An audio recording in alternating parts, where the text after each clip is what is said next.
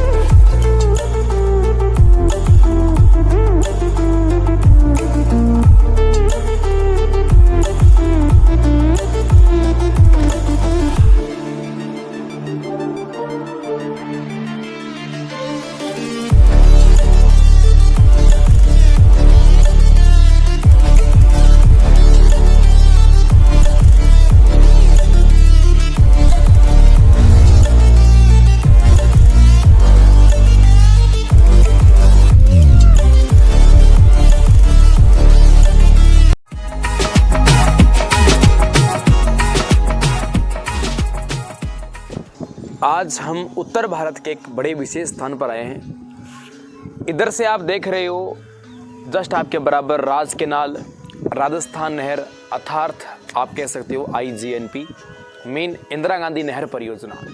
मैं जिस जगह पर हूँ इसे बोलते हैं IGNP सैफल। क्या मतलब है सैफल का? सैफल का मतलब ये है कि आप सामने कुछ आपको डैम टाइप में कुछ आपको गेट नज़र आ रहे हैं। ये यहाँ से जा रही है नहर, जैसे राज केनाल, राजस्थान केनाल, इंदिरा गांधी नहर, कई नामों से जान लिया। और इस नहर के उस साइड भी घग्गर नदी का पूरा क्षेत्र है और इस साइड भी घग्गर नदी का क्षेत्र है और हम बाउंड्री पर यहाँ पर मौजूद हैं। गजब की बात यह है कि ऊपर से जा रही है यहाँ पर IGNP और इसके नीचे से गुजर रही है यहाँ पर घग्गर नदी। ये जो गांव है वो हनुमानगढ़ जिले का सूर्यवाड़ा गांव है। यहाँ से सूर्यवाड़ा जो मुख्य गांव है लगभग 4 किलोमीटर दूर पड़ता है। इस गांव की एक खास बात भी है, ये सूर्यवाड़ा गांव, इस गांव के तैराक बड़े प्रसिद्ध बताए जाते हैं, बड़े फेमस है तैराक। और मैं इस डैम पे चढ़ के आपको दिखा रहा हूँ यहाँ से। और ये आगे इस साइड इस दिशा में पड़ता है हनुमानगढ़ डिस्ट्रिक्ट और पीछे यहाँ जैसे इस पीछे ये जो नदी जिधर से आ रही है ये पूरा हरियाणा का बेल्ट है और इधर हरियाणा बॉर्डर है, हरियाणा इधर से बहती हुई नदी आ रही है। ये जस्ट नीचे जो आप यहाँ पर डैम देख रहे हो ये IGNP के पानी के नियंत्रण के लिए है। यदि पानी मसीता वाली हेड से आगे नदी में कोई नहर में कोई टूट फूट हो जाती है या पानी कहीं लीकेज हो जाता है बुरी तरह से, तो यहाँ इसको पानी को खेतों में निकाल कर यहाँ से जल को नियंत्रण करने का यहाँ डैम बनाया गया है। और बहुत ही गजब का एक माहौल आप देख रहे हो। ऊपर से 23 फीट गहरी 143 फीट चौड़ी नहर गुजर रही है और नीचे से घग्गर नदी, एक वैदिक कालीन सिंधु सभ्यता कालीन नदी यहाँ से जा रही है दोस्तों। और उसी पवित्र और पूजनीय नदी के किनारे पर आज मौजूद हो। ये वही पवित्र नदी है, कहा जाता है कि इसके किनारे ऋग्वेद की रचना हुई थी और ये वही ऐतिहासिक रखने वाली नदी है। यहाँ से मात्र 10 किलोमीटर और आगे जाते हैं, 10 किलोमीटर दूर आगे और बढ़ेंगे तो इसी नदी के किनारे एक भद्रकाली माता का मंदिर स्थित है और कई सभ्यताएं पीछे छोड़कर आई है और इससे भी ज़्यादा महत्वपूर्ण सभ्यताएं इस नदी पर आगे के गांव में है। मुंडा गांव है, अमरपुरा थेड़ी है, कालीबंगा है, पीलीबंगा है, रंग महल है। इस प्रकार के तमाम सभ्यता स्थल दोस्तों आगे की पश्चिम दिशा की ओर अपने जहाँ से मैं खड़ा हूँ उधर से देखें तो आगे आपके आने वाले हैं।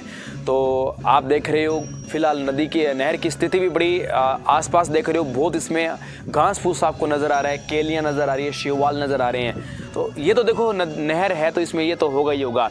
बाकी आप जानते हो हमारे राजस्थान की जीवन रेखा कहलाती है। हमारे राजस्थान की ज़्यादा नहीं तो दोस्तों ये राजस्थान के 9 जिलों को पूर्ण रूप से लाभान्वित करती है, जिसमें से एक झुंझुनू जिला ऐसा है जिसको सिर्फ पीने का पानी देती है। बाकी 8 जिलों को ये पेयजल, सिंचाई, हर तरीके की आपूर्ति नदी नहर करवाती है। अब मैं आपको नीचे के पॉइंट दिखाने वाला हूँ।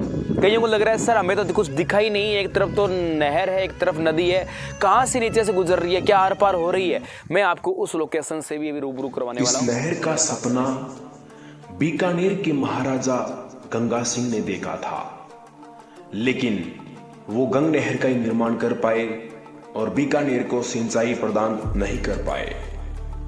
आगे चलकर बीकानेर के महाराजा शार्दुल सिंह हुए। शार्दुल सिंह के समय में श्री कंवर सेन अभियंता ने एक पुस्तक जारी की जिसका नाम था बीकानेर राज्य को पानी की आवश्यकता, और उसी हिसाब से 1952 में रावी व व्यास समझौता होता है तथा 1958 में इस नहर का कार्य शुरू होता है। सतलज और व्यास के संगम से इस नहर का निर्माण कार्य 1958 से प्रारंभ होकर 1986 तक 2 चरणों में पूरा हुआ। 143 फीट चौड़ी और 23 फीट गहरी यह राजस्थान की सबसे बड़ी नहर है। इसे राजस्थान की लाइफ लाइन कहा जाता है।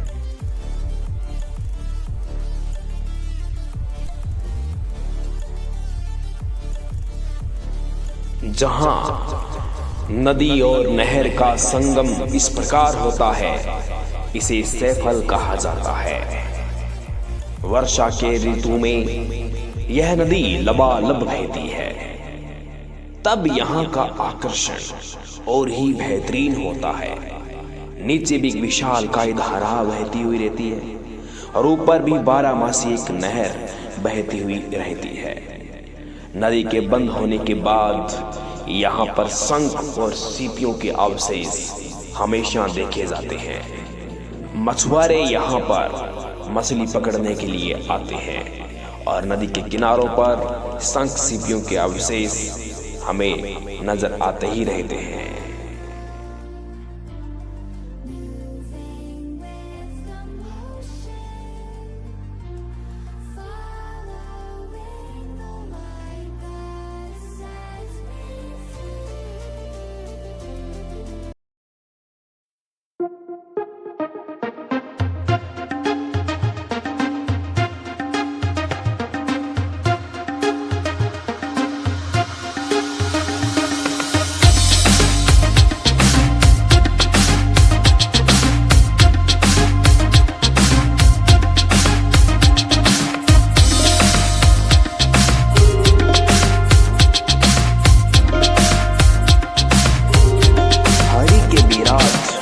फिरोजपुर से लेकर संपूर्ण राजस्थान और मोहनगढ़ तक इस नहर के दोनों किनारों पर इतना चौड़ा रास्ता है कि आप 2 व्हीकल आराम से चला सकते हो, और इस रास्ते को आप किनारा या पटड़ा बोलो तो कोई दोहराई नहीं है। इस नहर का प्रवाह अच्छा बना रहे और नहर रिसाव न करे, इसलिए दोनों ओर भरपूर मात्रा में मिट्टी जमाई हुई है।